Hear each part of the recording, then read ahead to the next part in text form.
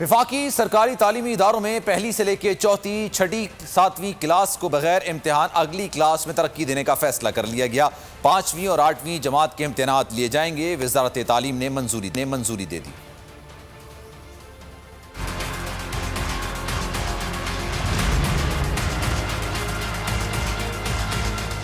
وفاقی تعلیمی اداروں کے طلبہ کے لیے بڑی خبر، بغیر امتحانات اگلی جماعتوں میں ترقی دینے کا فیصلہ۔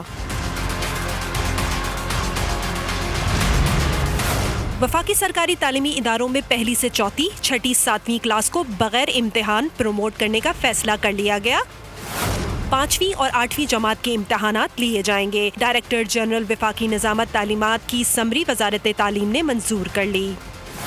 5ویں اور 8ویں کے سینٹرلائزڈ امتحانات کا شیڈول وفاقی نظامت تعلیم جاری کرے گا۔ طلبہ کو گزشتہ سال کے نتائج کی بنیاد پر ترقی دی جائے گی۔